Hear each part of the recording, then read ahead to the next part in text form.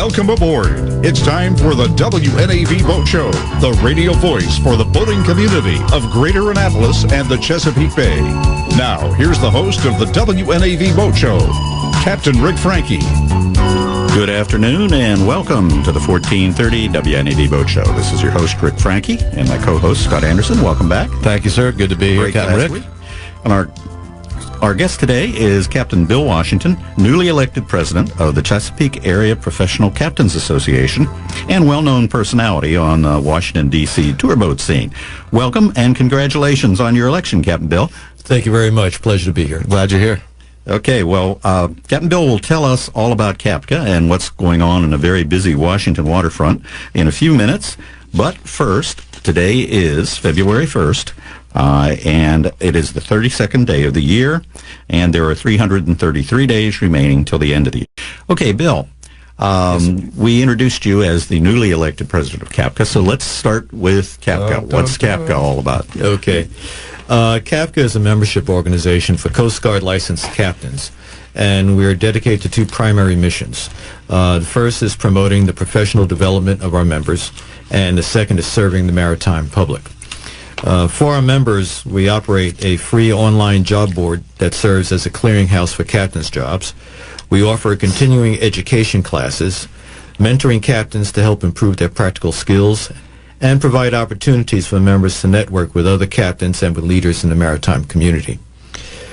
For the public, we also provide a Hire a Captain service, which is available on our website. If you, for instance, need somebody to deliver your boat, to take you out for instruction, or anything like that, you can list for free. We offer maritime-related courses to the public as well, providing up-to-date information and participating in public service activities such as Safety at Sea conferences. Okay, let me interrupt you for just a second. I want to back up to that Hire a Captain program, or Captain for Hire. Hire a Captain. Right. Well, you know, I've heard the maritime industry described as the only major industry in which most deals are struck in bars. Contracts or napkins? There is some truth to that, but if somebody needs a instruction for, say, insurance purposes, I know I've done that a few times, yes. Or they want a delivery captain or something like that. Just for somebody's comfort level. Or for your comfort new level. Boat or something new boat. to that effect. Yes. So how does that system work? You can go to our website, capca.net, find the Hire a Captain form, and you fill it out. Okay. It gives enough information on there that you can relay to us what you're looking for. The date, how long, what kind of vessel, exactly what you're looking for. When you submit it, it goes to our jobs coordinator, who reviews the form, and then it will send it out to all of our members. So we have like 300 members from Maine to Florida. Even though it's the Chesapeake Area Professional Captains Association, we have members all up and down the East Coast. Oh, that's interesting. I didn't know that. Yes, sir. Yeah. So if you wanted a boat, say, delivered from New York to Annapolis, you go to our website, tell them that's what you want to do, and one of our captains up in New York will see it. Okay. And then the way it works is our captains would deal with the client directly. We just post the jobs. Right. We don't act as a go-between. Right. So the fees and insurances and everything is strictly between the captain and the client. Okay, very good. All right, I didn't mean to derail you there. No, that's fine. No, that was a good question. That's a very important service that I think a lot of people know is out there, because I know in my own experience, because I am a captain, acquaintances are always asking me, well, how can I find somebody to do so-and-so? Exactly. And I always say, well, go to the CAPCA website. So. And in some cases, people need a quick turnaround, and they will get a quick turnaround. As soon as they get the information, we approve it, and it goes out. Right. No hold-up or delays. No hold-up or delays. I was jobs coordinator for about 6 years. Okay. Oh, okay. So you have intimate knowledge of how it works. Intimate knowledge. And I will get, within 24 hours, for instance, I will get an email from the client saying, please, can you take my listing down? I've got 20 responses. Oh, well, good. So our captains are very responsive to Okay, the excellent. listing. Okay, well, Continue with your list. Sure. Now, for the public, for instance, just to give you an idea of the types of courses that we offer that is open to the public. March 11th, we have Basic Marine Electricity. All these courses are given at the Annapolis Elks Lodge on 2 Pythian Drive in Edgewater, Maryland. March 11th, Basic Marine Electricity, 8 a.m. to 5 p.m., $110 for non-members for the public. Okay. On Saturday, March 18th, Practical Marine Radar, again, 8 to 5 p.m., $145 for non-members. Now, the size is limited. For the first one, it's 24 students. On March 18th, the limit is 20 students. Mm-hmm. And some of these fill up really quick. Again, you go to our website to apply online and also pay online. Okay, and one of the reasons for the limitation is that you actually have hands-on equipment. We have simulators, yes, things sir. like that Yes, you sir. work with, right? Yeah. Okay. Sunday, March 19th, we have voyage planning and electronic charting, again, 8 to 5 p.m. And Saturday, April 8th, first aid, CPR, and AED for boaters, 8 a.m. to 5 p.m. Okay. So all this information is available. And it's all open to the public. These particular courses are Okay. open to the public. We have other courses that are for members only. For instance, we have captain's renewal courses. And we have 2 of them, one for up to 100 ton, and the second one is up to 200 ton. Our members run all the way from 6-pack licenses, all the way. We have Unlimited masters. open oceans, Right. unlimited. So we have a broad range of experience with the new organization. Okay. Do you offer any assistance to people who are thinking of getting a license? I mean, do you have any kind of a referral system or anything? Well, the thing is, if our meetings are open to the public, if they want to come, we meet the 4th Monday of every month, except for August and December, at the Elks Lodge. 6:30 is our social hour, and the presentations, which we have speakers every month from the industry. It could be anybody from one of the, let's say, for the Coast Guard, or from other areas of the maritime industry. A lot of very, very interesting. And the public can come if they want. Generally, our captains will bring guests, sit down just to encourage them to join if they have licensing. Those that may be thinking about getting it can come and see what we do. Right. And talk to one of our captains, just to get an idea. So you have to have a captain's license to be part of the association? To join, you must be a licensed captain. Okay. Yes, sir. Okay. Well, very good. So anything else that you want to tell us about CAPCO? Well, as far as How long has CAPCO been around? since it was organized back in 1989, I believe. So it's not a new thing that's going It's on. not a new no. thing. It was Well established. It's well established. It was organized by a small group of Coast Guard licensed captains that decided they wanted to come together and form an organization for networking, helping each other establish their own businesses, and it grew from there. It was incorporated in 1992.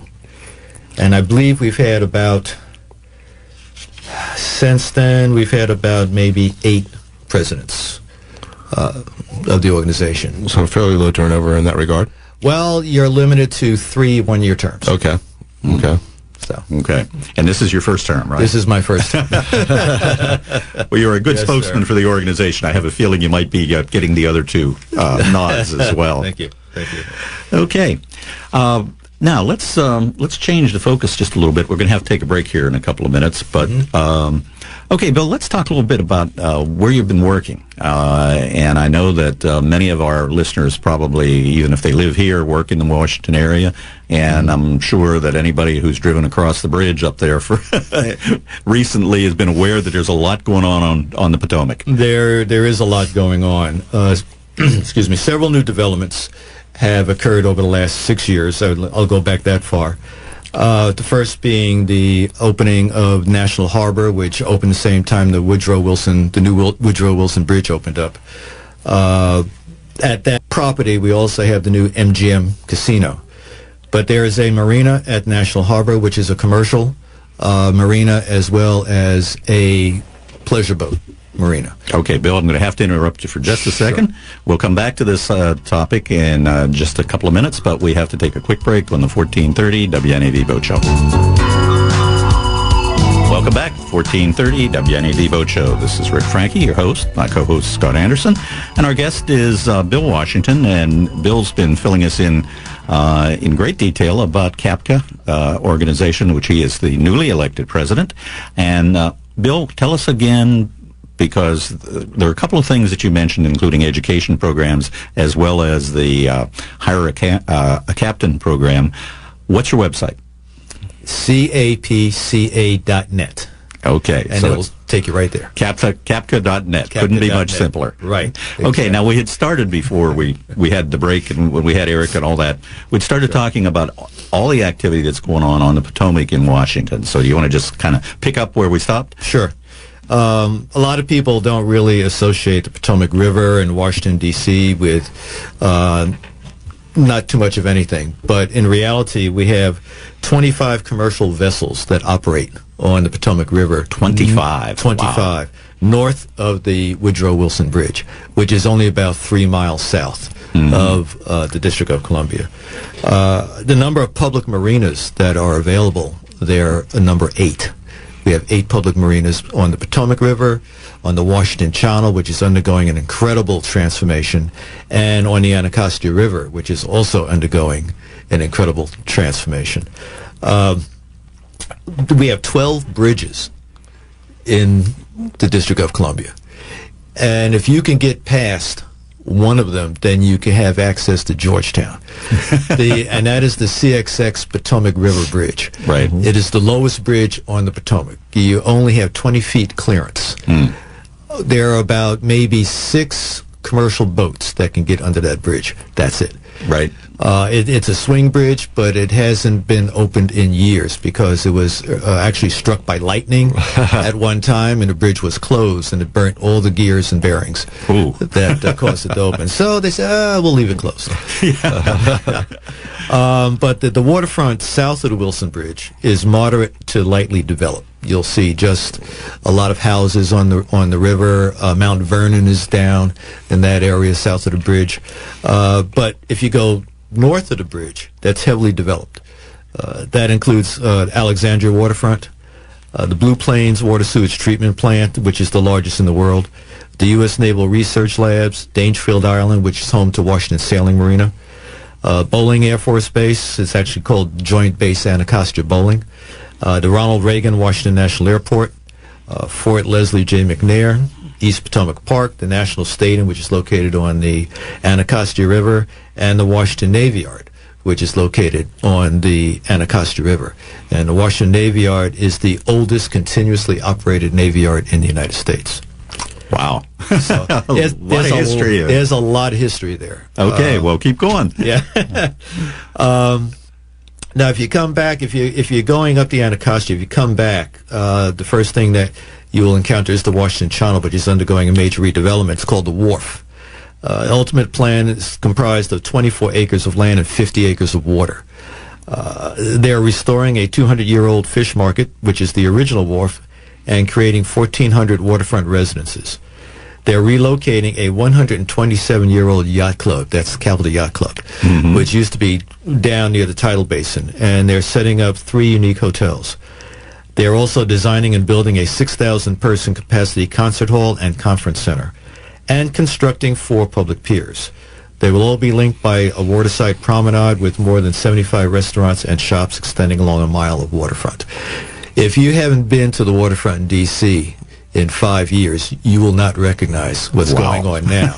And 5 years from now, I got to tell you, just driving through town the other day, I couldn't recognize New York Avenue because it's changed so much. Exactly. I mean, I can only imagine with the waterfront, it was just like that. Try going up Main Avenue near the Navy Yard. Yep. It looks like K Street. Yep. Oh, absolutely, it does. Now, on the other side of East Potomac Park, which separates the Washington Channel from the main body of the river, if you head north, you'll pass the tidal basin with views of the Washington Monument and Jefferson Memorial.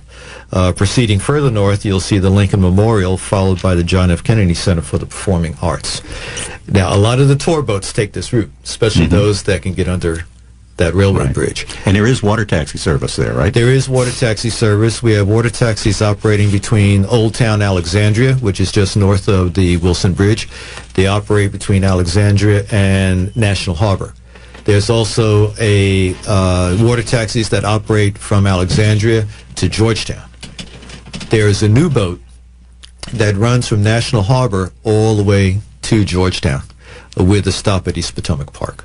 Wow. So, and there are plans for other water taxis coming in, especially along the waterfront, the southwest waterfront, on the Washington Channel. Once it's finished, there'll be taxi service there as well. And we haven't had a summer season with the new MGM resort that's open yet, right? No, this is they've only been open a couple of months. Actually, maybe a month. Yeah. But we're looking forward to see what happens with the summer season. Cherry Blossom Festival coming up. That's a big deal for tourists taking tours on the boats around the East Potomac Park, where there are a lot of cherry trees. Right. So actually, it sounds like there's been a lot of progress in the Washington waterways. Talk a little bit about the Anacostia, because I know you had mentioned during one of the breaks about the stop at the Nationals Stadium. Yeah, there is a small pier at the National Stadium, which is for commercial traffic. Boats coming out of right now Alexandria can take people and drop them off at right at the National Stadium instead of having to drive over there. Wow. There is a brand new marina called the Yards Marina, which is near the Navy Yard, a little further up the Anacostia than National Stadium, and they have slips and berthing available for yachts up to 125 feet. Wow. And that's brand new. Okay, Bill. Well, I'll tell you, that's quite impressive. Thank you so much for bringing us up to date on CAPCA and the Washington Yeah, waterfront. thank you, Captain Bill, and congratulations on your new office. Well, thank you for inviting me. Okay. Well, folks, it's getting close to time to bring the WNAV Boat Show to a close for another Wednesday. But first, please join me in thanking our guest, Captain Bill Washington, newly elected president of the Chesapeake Area Professional Captains Association. Thank you, Captain Bill. And your website, one more time. It's www.capca.net, Okay. capca.net.